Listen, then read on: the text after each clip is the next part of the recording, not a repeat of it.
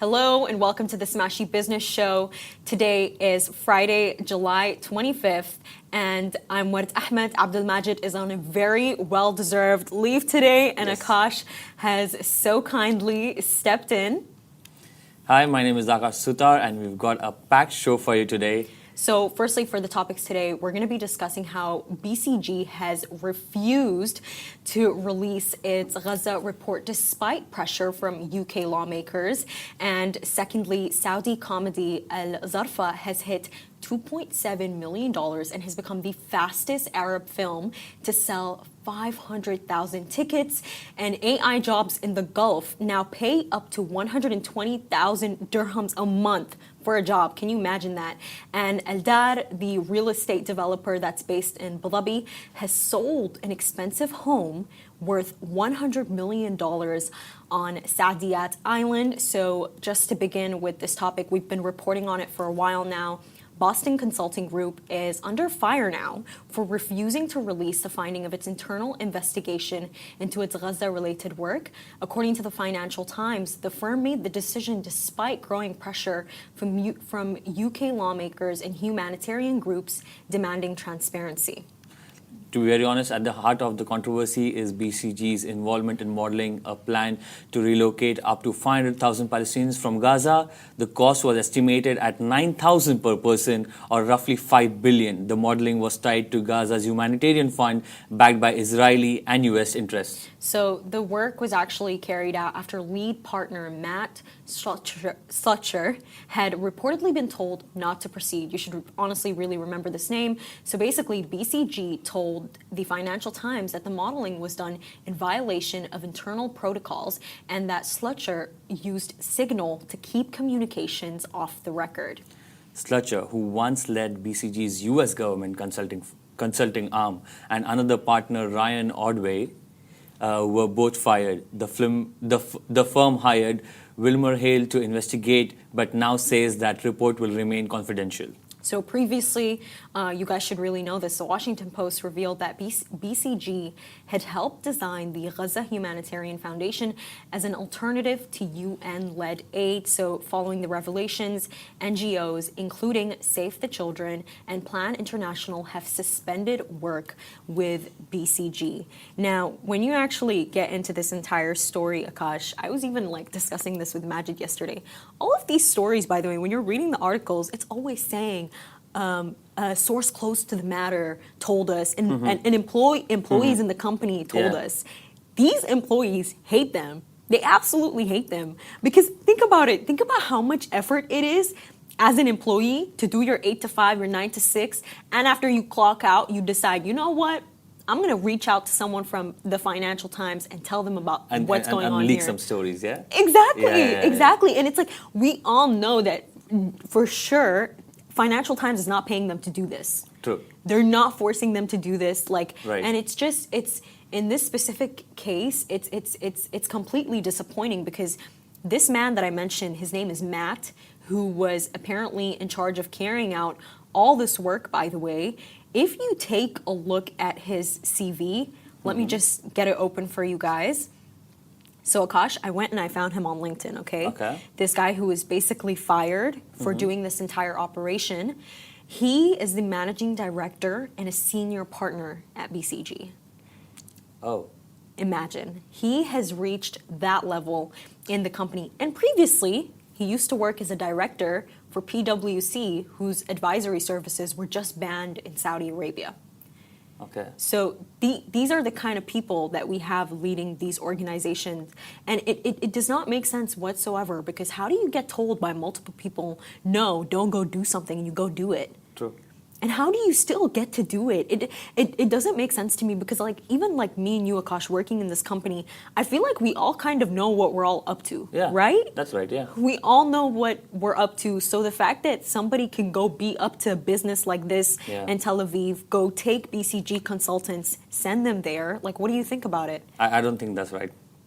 It's not right whatsoever. And to be very honest, and even with even relocating all the Palestinians, even having an agenda to do that, and even having $9,000 per person as a budget, That's a lot. And that too, $5 billion roughly in total. That's a lot. You think it's a lot, really? $9,000 for one Like- person to pack up like- their life from their home country, go somewhere else? That money is not going to no, last. but that's a lot. Like in terms of for the people right there, like it's good. It's how do I say it? It's not right. Definitely, it's not right. But what they're doing right now is not right. But having $9,000 to help, okay, to help it was good. But then to relocate all the Palestinians to have an agenda behind it, I don't feel that's right. It's not right whatsoever. And I think when, for me, when I think about this entire thing, it's like we're seeing what's going on right now. People in Palestine are starving.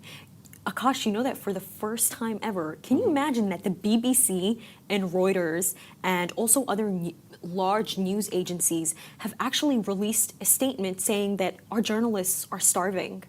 So, the fact that you have BCG that is involved in the complete eradication of Palestinians, it's like they're trying to do whatever is possible to take them out. Whether it's convince them, okay, you can go be a refugee in a Western country, you can go be a refugee in a neighboring country. It's like it's crazy because it's reached a point where they're like, okay, we can't convince them to leave their home country, then, why don't we starve them all? Make sure that there's nobody left. And I think for me that is what's hurtful about the entire thing. But the big part of the story, by the way, is they said they're not showing anybody the investigation. It's the fact that they did like an internal probe into the entire investigation. They're like, we're not revealing it. Yeah, and also I believe they also are not admitting to the fact, right? No, they are admitting, by the way. The two partners were fired. There was some work done here. There were partners that were asked to step down. I believe the chief advisor officer was asked to step down. But by the way, he still gets to be a partner. Oh. So if you're the chief advisor officer, you have to take a look at, the risks involved with different projects. Yeah. So I guess that's why he was asked to step down from his role, but he still gets to be a partner. So I think this entire situation is so unfair because you have people doing evil stuff like this, and they don't lose their jobs. That's true.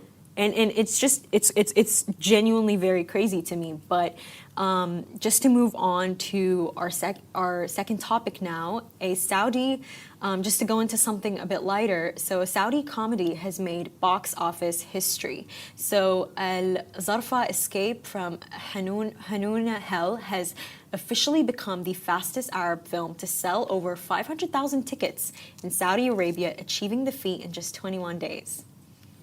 To be very honest about the story, I feel I am always pro regional films getting the recognition they deserve.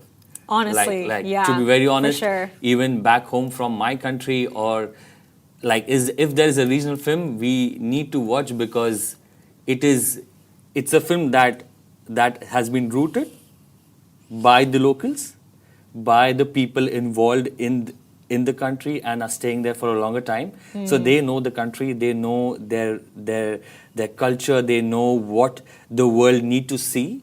Exactly. And that's what they put in the movies. So I think it's the best thing. So, yeah. So if we actually go into it a bit more, the film was directed by Abdullah Majid and produced by Al-Shemasi Films and Telfaz 11, and AlZarfa pulled in $2.7 million in its opening weekend alone. Now, it managed to outpace international blockbusters like Jurassic World Rebirth and F1, the movie, at the Saudi box office. So that's what. It's crazy, and the film's success is being seen as a major moment for Saudi cinema. So executive producer Ibrahim says the numbers prove audiences are hungry for stories told in our own voice, and that's exactly what Akash just said. Yeah. The rise of AlZarfa follows the footsteps for Satar, another Saudi hit that proved the commercial viability of homegrown stories. It also highlights the maturing of the kingdom's entertainment industry and a shift in regional box office dynamics. So as of Thursday, July 24th, AlZarfa began screening across cinemas in the Gulf region. Its regional rollout will be a major test of cross-border appeal as producers aim to expand the reach of Gulf storytelling across the GCC. Akash, they sold 500,000 tickets. I'm glad. I'm happy. 500,000 tickets. I'm happy. And I even read this thing somewhere, by the way, that the Saudi film industry is expected to hit about $1.5 billion by 2030. And I'll tell you why this number is really important. Do you know how much Hollywood is worth? Hollywood is worth over $2 billion. And listen, rightfully so. They've been building this for a very long time. Yeah. But to have a country like Saudi Arabia, in which cinemas were banned not just a while ago, to have that kind of expected revenue to be generated by that time, that is a huge feat. Don't you think so? It's it's so big, and I think like we have to give them so much credit here because Akash, I think me and you were having this conversation about Saudi Arabia, the production industry, the videographing industry, and I remember you were telling me you were like you can't judge whatsoever what stage they're at. Do you remember? Because like to be very honest, they have recently opened up. So to gauge and to compare their growth with the world's growth right now is not. I don't feel that's right because every other country has their own time and their own pace to grow. Saudi is really growing like at a really faster rate, which I'm really glad. And even the entertainment industry, the things easing out. I think it's to be. If it's good to say that, I think there's a really good future out there. There is. And, this is something that I think I will always find completely surprising. You know that the most viewed podcast in the world is a Saudi podcast? No way.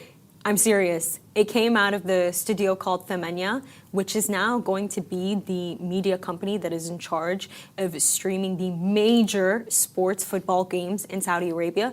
But point is, it was this episode and it was this guy and he was basically just talking about rizq.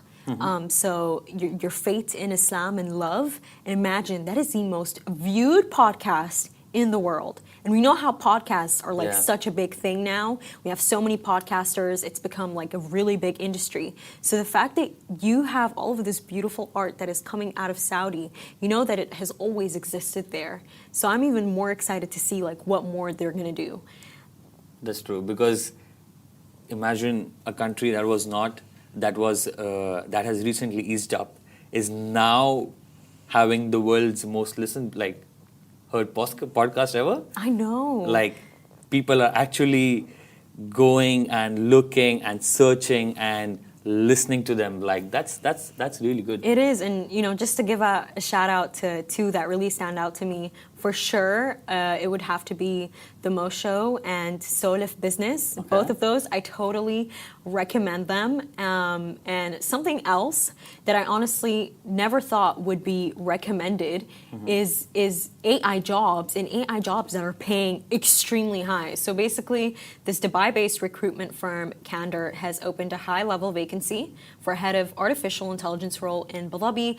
The position offers a salary of up to 120,000 dirhams per month, in addition to performance-based bonuses.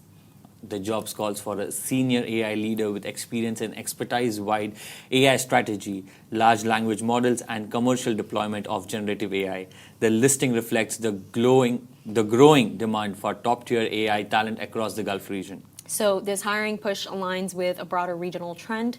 Companies such as Ittihad, Talabat, and Revolut are actively expanding their AI capabilities. So the Gulf's tech sector is positioning itself to compete with global hubs like Silicon Valley, where top AI professionals are earning salaries in the tens of millions of dollars annually.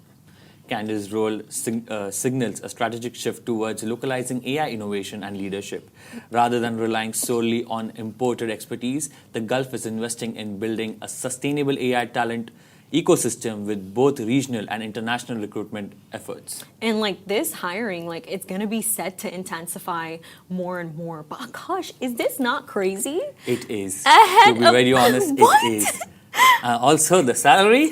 Okay, I'm looking forward. but to be very honest, I think AI is somehow shaping how we see things, because now sometimes I have heard a lot of people say, you know what, let me just chat GPT it instead of the phrase going, let me just Google it. So if people are actually changing how they speak, then it's a sign. It is a sign. And for me, it's like, what the hell is this head of artificial intelligence who's going to be paid 120,000 dirhams going to be doing? Yeah. Like, can you think about that? 8 hours of the day. Like, is he going to be teaching people how to use ChatGPT? Honestly, some people could use that, by the way. Yeah. Some people are not good at their prompts. Like, guys, you need to stay aware. Your prompts are everything. You're not going to get the responses that you want if you don't have a good prompt. And I think that education is necessary, because you know what it is sometimes, Akash? You might have 2 employees, by the way. True. You have one employee who's really good at using AI, and that's why they're finishing all their work really fast. And then you have another one, they also really care about their work. They're also trying to finish their work fast, but they're not. Yeah. Because they're not good at AI. So then they get sacked, because it's like, yo, we found a quicker one, and we'll find another quicker one. So I think for me to see this role happening, I think it's important. I think he'll probably, whoever this person is, will be responsible for streamlining operations in a quicker way using artificial intelligence. And I think sometimes you need that. Like, what do you think? I do agree. I 100% agree with what you're saying. You think so? No, like on a real note, you think we need a head of artificial intelligence? To be very honest, yes. Oh, really? Yes, we do. Because imagine like getting stressed about, oh my God, how do I do this? Okay. But then you have a person who says, oh, you know what? Okay, this is a software, this is this.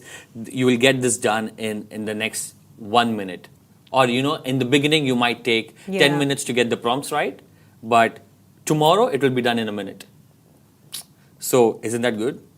Yeah, but like, where would you find someone who's literally educated on every single form of AI? Sometimes I do question. AI recently got glamorized. That's all we talk about. By the way, I'm kind of sick of it. Recently got talked about. I am not sure how much of experts are there out there.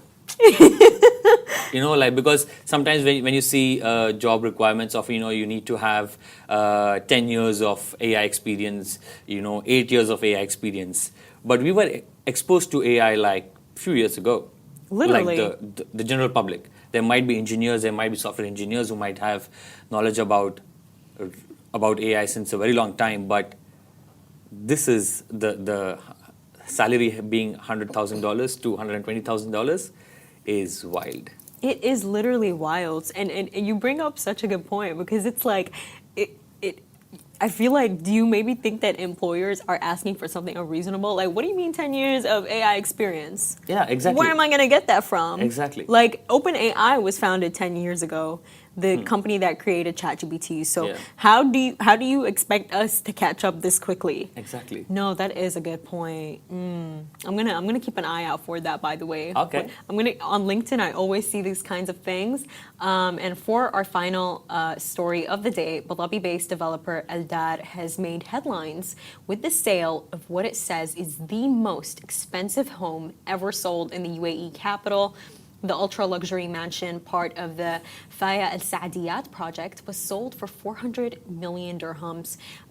Basically, it is $109 million to be specific. Now, located on Saadiyat Island, the beachfront home spans over 6,500 square meters and features 8 bedrooms. So the property includes a private car gallery, a golf simulator, a home cinema, and a wellness and fitness suites. So residents also enjoy direct beach access. So this sale comes as Abu Dhabi's luxury property market continues to surge, driven by demand from high net worth individuals. According to Aldar Development CEO Jonathan, Saadiyat Islands remains a magnet for global buyers. He credits Abu Dhabi's long-term vision, including investors-friendly policies and infrastructure investments, for driving momentum in the high-end market. So a recent report by Bloom Holdings showed Abu Dhabi has the country's highest number of homes priced above $1 million, 352 listings in total. So between 2020 and 2025, property prices in the capital surged 202%. So this comes as Abu Dhabi's population jumped from 2.7 million in 2014 to over 4.1 million last year. These numbers are crazy. Really crazy. Aldar said it sold 85 billion worth of property on Saadiyat Island in the first half of 2025 alone. Foreign residents made up to 86% of buyers, primarily from Russia, France, the UK, China, and the US. Faya Al Saadiyat, with just 21 homes, is set to completion in 2028. Oh wow, that is crazy. That is crazy. And also, like, so much real estate by 2028. That's good. And you know what I love for these home buyers is the fact that, you know, by 2028 they get their home handover. By 2030 they probably fix the home up, and hey, by 2030, even the number sounds weird to me. I can't even say it out loud. True. I know we've been saying 2030 a lot, but you know, it does feel far to me. But by that time, you're gonna have Disneyland that's gonna open up. Oh yeah, exactly. So these people, like, by the way, their homes, for sure, the value is gonna go up. 100% it's gonna go up. And Akash, thank you so much for jumping on the show today. Loved having you with me. And that's a wrap for today, everyone. Thank you so much for tuning into the Smashy Business Show. Make sure to follow us across all social media channels at Smashy Business and stay ahead with our daily newsletter. You'll find the subscription link in the description. Now, this has been a Smashy Business Show, a Smashy Business production, part of the Augustus Media Podcast Network. A big shout out to our 2 million monthly listeners across all platforms. You make this possible. If you're one of them, we appreciate you.